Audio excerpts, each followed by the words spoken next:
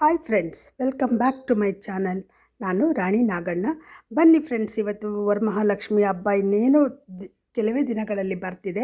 ಅದಕ್ಕೋಸ್ಕರ ವರಮಹಾಲಕ್ಷ್ಮಿ ಹಬ್ಬಕ್ಕೆ ಸುಲಭವಾಗಿ ಕಡಿಮೆ ಖರ್ಚಿನಲ್ಲಿ ಹೇಗೆಲ್ಲ ನಾವು ಕಾಲು ಮತ್ತು ಕೈಗಳನ್ನು ಕೇವಲ ಒಂದು 100 ರೂಪಾಯಿ ಖರ್ಚು ಮಾಡಿ ನಮ್ಮ ಮನೆಯಲ್ಲಿ ಏನೋ ಒಂದು 2 ಗಂಟೆಗಳ ಸಮಯವನ್ನು ಕೊಟ್ಟು ನಾವು ತಯಾರು ಮಾಡ್ಕೊಳ್ಬಹುದು ಅಂತೇಳಿ ಈ ವಿಡಿಯೋಲ್ಲಿ ತೋರಿಸ್ತಾ ಇದ್ದೀನಿ. ಯಾರೆಲ್ಲ ಇದುವರೆಗೆ ವಿಡಿಯೋವನ್ನು ಸಬ್ಸ್ಕ್ರೈಬ್ ಮಾಡ್ಕೊಳ್ಳದೆ ನೋಡ್ತಾ ಇದ್ದೀರಾ ಅಂತೇವರು ದಯವಿಟ್ಟು ಸಬ್ಸ್ಕ್ರೈಬ್ ಮಾಡಿಕೊಂಡು ವಿಡಿಯೋವನ್ನು ನೋಡಿ. ಹಾಗೆ ವಿಡಿಯೋಗೆ ಲೈಕ್ ಕೊಡೋದನ್ನು ಮರಿಬೇಡಿ. ವಿಡಿಯೋವನ್ನು ಹೇಗಿತ್ತು ಅಂತೇಳಿ ಕಮೆಂಟ್ಸ್ ಮುಖಾಂತರ ತಿಳಿಸಿ ಅಂತ ಹೇಳ್ತಾ, ಹಾಗೆ ಸಬ್ಸ್ಕ್ರೈಬ್ ಮಾಡ್ಕೊಳ್ಳಿ. ಎಲ್ಲರೂ ವಿಡಿಯೋವನ್ನು ಪೂರ್ತಿಯಾಗಿ ನೋಡಿ ಅಂತ ಹೇಳ್ತಾ ಬನ್ನಿ ವಿಡಿಯೋವನ್ನು ಸ್ಟಾರ್ಟ್ ಮಾಡೋಣ. ಇದನ್ನೆಲ್ಲ ಮಾಡೋದಕ್ಕೆ ನಾನು ಪೇಂಟಿಂಗ್ ತೊಗೊಂಡಿದ್ದೇನೆ, ದಾರ ತೊಗೊಂಡಿದ್ದೇನೆ, ಗಮ್ ತೊಗೊಂಡಿದ್ದೇನೆ, ಸೂಜಿ ತೊಗೊಂಡಿದ್ದೇನೆ, ಯಾವುದಕ್ಕೂ ಇರಲಿ ಅಂತೇಳಿ ಸೇಫ್ಟಿ ಪಿನ್ನ ತೊಗೊಂಡಿದ್ದೇನೆ. ಅದನ್ನು ಮಾಡೋದಕ್ಕೆ ನಾನು 1 ಮೀಟ್ರ್ ಆಗುವಷ್ಟು ಸ್ಕಿನ್ ಕಲರ್ದು ಬಟ್ಟೆಯನ್ನು ತೊಗೊಂಡಿದ್ದೇನೆ. ಬನ್ನಿ ಹೇಗೆ ಮಾಡೋದು ಅಂತ ನೋಡೋಣ. ಲಕ್ಷ್ಮಿ ಕಾಲನ್ನ ಮಾಡೋದಕ್ಕೆ ಮೊದಲು ಈ ರೀತಿ ಒಂದು ಗಟ್ಟಿ ಪೇಪರಲ್ಲಿ ಹೀಗೆ ಕಟ್ ಮಾಡ್ಕೊಂಡಿದ್ದೀನಿ. ಕಟ್ ಮಾಡ್ಕೊಂಡ ನಂತರ ನಾನು ಹೀಗೆ ಬಟ್ಟೆ ಮೇಲೆ ಡ್ರಾ ಮಾಡ್ಕೊಂಡಿದ್ದೀನಿ. ಬಟ್ಟೆ ಮೇಲೆ ಡ್ರಾ ಮಾಡ್ಕೊಂಡಿರೋ ಅಂಥದ್ದನ್ನು ಹೀಗೆ ಸೂಜಿ ದಾರದ ಸಹಾಯದಿಂದ 2 ಬಟ್ಟೆಗಳಿಗೂ ಒಂದು ಪಿನ್ನನ್ನು ಹಾಕಿ ಜಾತೆ ಇದ್ದಂತೆ ಈ ರೀತಿ ನಾನು ಸ್ಟಿಚ್ ಮಾಡ್ಕೊಳ್ತಾ ಇದ್ದೀನಿ. ಹ್ಯಾಂಡ್ ಸ್ಟಿಚ್ ಮಾಡ್ಕೊಳ್ತಾ ಇದ್ದೀನಿ.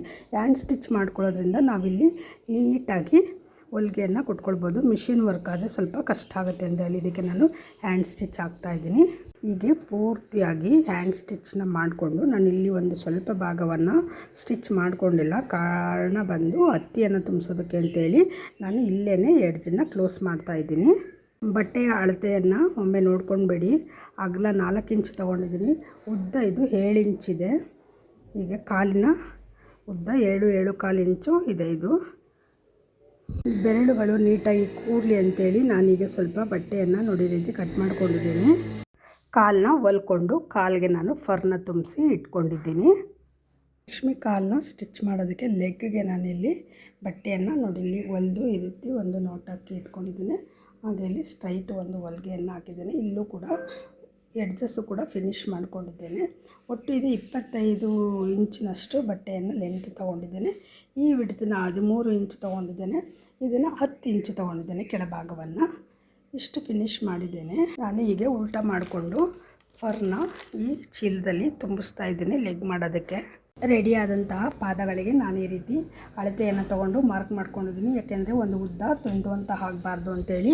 ಹಾಗೆ ನಾನು ಇಲ್ಲಿ ಲೆಗ್ನ ರೆಡಿ ಮಾಡ್ಕೊಂಡಿದ್ದೇನೆ. ಇದರೊಳಗಡೆ ತಂತಿಯನ್ನು ಸೇರಿಸಿದ್ದೇನೆ. ತಂತಿಯನ್ನು ನಾನು ಈ ಸ್ಟಿಚ್ಚು ಹಿಂದ್ಗಡೆ ಬರೋ ಥರ ಮಾಡ್ಕೊಂಡಿದ್ದೀನಿ. ತಂತಿಯನ್ನು ಸೇರಿಸಿ ನಾನು ಇಲ್ಲಿಗೆ ಒಂದು ನಾಟ್ ಹಾಕ್ತಾಯಿದ್ದೀನಿ. ಯಾಕೆಂದರೆ ತಂತಿ ಜಾರಬಾರ್ದು, ನಾವು ಬೆಂಡ್ ಮಾಡಿದಾಗ ಆವಾಗ ಇವಾಗ ಜಾರದೇ ಇರಲಿ ಅಂತೇಳಿ ಈ ಹೊಲಿಗೆಗೆ ನಾನು ತಂತಿಯನ್ನು ಸೇರಿಸಿ ಹೊಲ್ಕೊಳ್ತಾ ಇದ್ದೀನಿ. ಹಾಗೆ ಪಾದವನ್ನು ನಾನು ಜೋಡಿಸೋದಕ್ಕೆ ಇಲ್ಲಿ ಹಳೆದು ಇಟ್ಕೊಂಡಿದ್ದೇನೆ.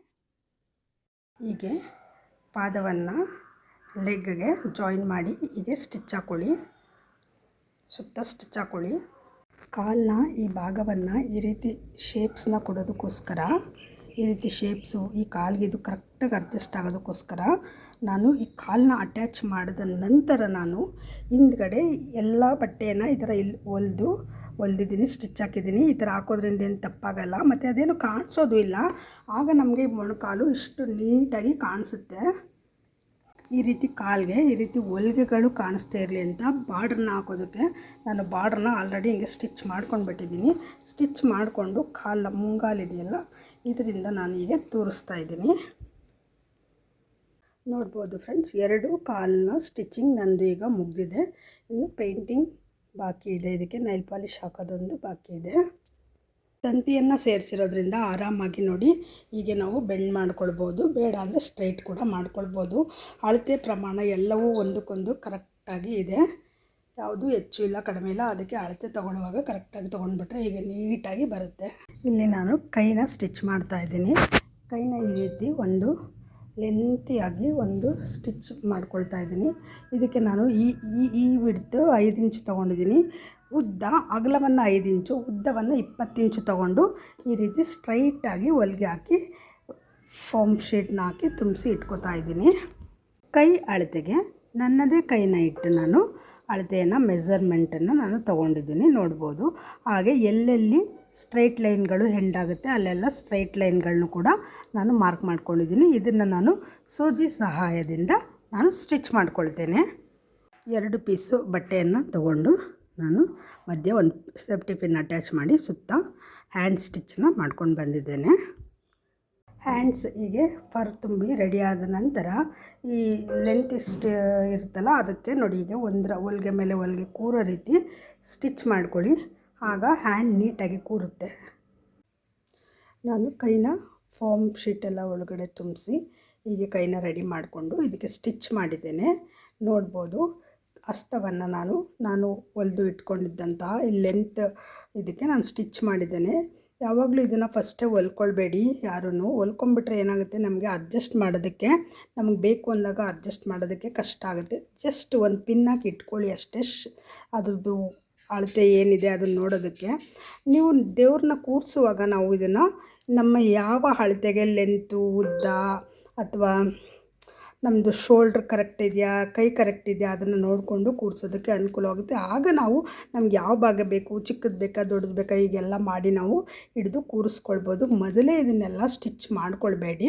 ಅದಕ್ಕೆ ನಾನು ಜಸ್ಟ್ 2 ಪಿನ್ ಹಾಕಿ ನಾನು ಹೀಗೆ ಇಟ್ಕೊಂಡಿದ್ದೀನಿ ಅಷ್ಟೇ. ಸುಮ್ಮನೆ ನಿಮ್ಗೆ ತೋರಿಸೋದಕ್ಕಂತೇಳಿ ನಾನೇನು ಇದನ್ನು ಸ್ಟಿಚ್ ಮಾಡ್ಕೊಳ್ಳೋದಿಲ್ಲ. ಸ್ವಲ್ಪ ಗಟ್ಟಿಯಾಗಿ ಕೈನ ನಾನು ತುಂಬಿಸ್ಕೊಂಡಿದ್ದೀನಿ. ಯಾಕೆ ಅಂದರೆ ಸ್ಟಿಫಾಗಿ ನಿಲ್ಲಿ ಅಂತೇಳಿ ಹಿಂಗೆ ತುಂಬಿಸ್ಕೊಂಡಿದ್ದೀನಿ ಅಷ್ಟೇ. ಹಾಗಾಗಿ ನಾನಿಲ್ಲಿ ಹೊಲ್ದ್ಬಿಟ್ಟಿದ್ದೀನಿ ಆಲ್ರೆಡಿ. ಇದನ್ನ ಗಮ್ಮಿಂಗ್ ಮಾಡಿದ್ದೀನಿ. ನಾನು ಇದನ್ನು ಹೊಲ್ದಿಲ್ಲ, ಗಮ್ ಮಾಡಿದ್ದೀನಿ. ಯಾಕೆ ಅಂದರೆ ಹೊಲ್ದ್ಬಿಟ್ರೆ ಇದ್ರ ಮೇಲೆ ಸ್ಟಿಚ್ ಎಲ್ಲ ಕಾಣುತ್ತೆ. ನಾನು ಇದನ್ನು ಕಾಲನ್ನ ಹೊಲ್ಕೊಳ್ಳುವಾಗ ಇದನ್ನು ಹೇಗೆ ಹೊಲ್ಕೊಂಡಿದ್ದೀನಿ ಅಂತ ತೋರಿಸಿದ್ದೀನಿ. ಏನು ಇಲ್ಲಿ ಹಾಕ್ಕೊಂಡು ಇಲ್ಲಿ ಹೊಲ್ದು ಹಿಂಸೆ ಪಡಬೇಡಿ. ನೋಡಿ ಹೆಚ್ಚು ಕಡಿಮೆ ಆದಾಗ ಹಿಂಗೆ ಪಿನ್ ಹಾಕ್ಕೊಳ್ಬಹುದು ನಾವು. ಇದನ್ನೇನು ಹೊಲಿಬೇಕು ಅಂತೇನಿಲ್ಲ. ಬಟ್ ಎಲ್ಲವನ್ನು ಮೊದಲೇ ನೀವು ಹೊಲಿಟ್ಕೋಬೇಡಿ. ಆಮೇಲೆ ಇವೆಲ್ಲ ಏನು ಕಾಣಿಸೋದು ಇಲ್ಲ, ಆಯಿತಾ? ಹಾಗಾಗಿ ಈ ರೀತಿ ಮಾಡ್ಕೊಳ್ಳಿ. ಹಿಂಗೆ ಜಸ್ಟ್ ಹಿಂಗೆ ಒಂದು ಬಳೆ ಥರ ಮಾಡಿ ತೂರಿಸ್ಕೊಳ್ಳಿ ಸಾಕು. ನೋಡಿ ಏನು ಕಾಣಿಸಲ್ಲ. ಈಗ ನೀಟಾಗಿ ಆಗುತ್ತೆ. ಕೈ ಹೊಲಿಯೋದು ಕೂಡ ಈಸಿಯಾಗಿ ಮುಗಿಯುತ್ತೆ. ವಿಡಿಯೋವನ್ನು ಇದುವರೆಗೂ ನೋಡಿದ್ದಕ್ಕಾಗಿ ಎಲ್ಲರಿಗೂ ಧನ್ಯವಾದಗಳು.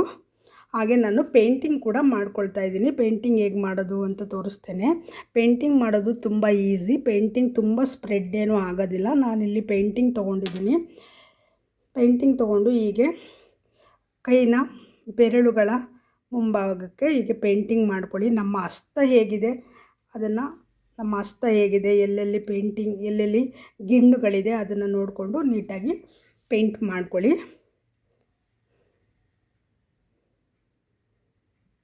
ಪೇಂಟಿಂಗ್ ಎಲ್ಲ ಮಾಡಿ ಮುಗಿದ ನಂತರ ನಮ್ಮ ಲಕ್ಷ್ಮಿಗೆ ಅಂತೇಳಿ ಮಾಡಿದಂತಹ ಕಾಲು ಮತ್ತು ಕೈಗಳು ಹೀಗೆ ಇದೆ. ವಿಡಿಯೋವನ್ನು ಇದುವರೆಗೂ ನೋಡಿದ್ದಕ್ಕಾಗಿ ಧನ್ಯವಾದಗಳು. ಹಾಗೆ ನಿಮಗೆ ಏನು ಅನ್ನಿಸ್ತು ನನ್ನ ಲಕ್ಷ್ಮಿ ಕಾಲು ಮತ್ತು ಕೈಗಳು ಮಾಡಿದಂತಹ ವಿಧಾನ ಅಂತೇಳಿ ಕಾಮೆಂಟಲ್ಲಿ ತಿಳಿಸಿ. ಯಾರೆಲ್ಲ ವಿಡಿಯೋವನ್ನು ಸಬ್ಸ್ಕ್ರೈಬ್ ಮಾಡ್ಕೊಳ್ಳದೆ ನೋಡ್ತೀರಾ ಅಂಥವ್ರು ದಯವಿಟ್ಟು ಸಬ್ಸ್ಕ್ರೈಬ್ ಮಾಡಿಕೊಂಡು ನೋಡಿ ಅಂತ ಹೇಳ್ತಾ ವಿಡಿಯೋವನ್ನು ನೋಡಿದ್ದಕ್ಕಾಗಿ ಎಲ್ಲರಿಗೂ ಧನ್ಯವಾದಗಳು.